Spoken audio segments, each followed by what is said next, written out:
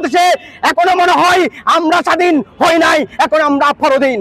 কেন অনতি বিলম্বে সরকারের কাছে প্রশ্ন রাখতে চাই, গতকালের এই রাষ্ট্র উপদেষ্টাকে সামনে রেখে একজন ইউনিভার্সিটির বিভি কেমনে ওনাকে প্রতিদিন হুমকি দেয়।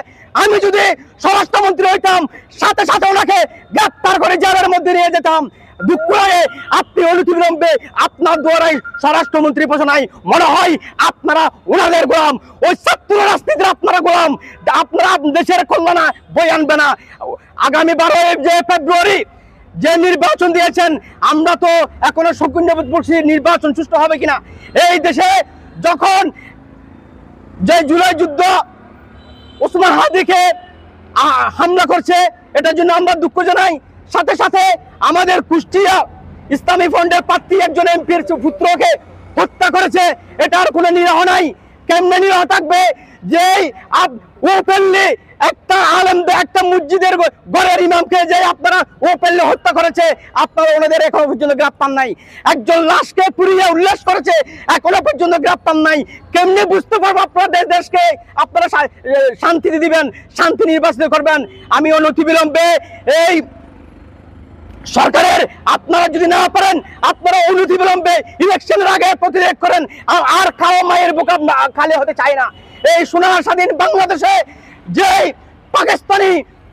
পাকিস্তান হয়ে গেছে, এটাই মহান বিজয় দিবসের এই আজকে মহান বিজয় দিবসের আমরা এই উপলক্ষে আমরা বুঝতে পারি এই দেশ স্বাধীন না, এখনো পরাধীন আছে। এই দেশে আবারও সুবিবাদীরা যুদ্ধ করে এই দেশকে সুবিবাদীদের আদর্শ আহলে সুন্নাত ওয়াল জামাতের একটা সোনার শান্তি দেয় সুফি জমের দেশ হিসেবে আমরা পরিণত করতে চাই। অনতিবিলম্বে সরকারকে আমরা আহ্বান জানাচ্ছি, যাতে করে আপনি এখনো পর্যন্ত যে পরিস্থিতি, যে দেশের পরিস্থিতি নিয়ে যদি সাংবাদিকরা প্রশ্ন করছে স্বরাষ্ট্র উপদেষ্টাকে, এই দেশের পরিস্থিতি এখন সম্বন্ধে বলেন, উনি বলে পিএস এবং আলুর কথা। প্রশ্ন করে দেশের পরিস্থিতি নিয়ে কথা বলার জন্য উনি বলে আলু এবং পিএসের কথা, তাহলে বোঝা গেল স্বরাষ্ট্রমন্ত্রীও এখনো পর্যন্ত উনি দেশ নিয়ন্ত্রণ করতে পারছে না।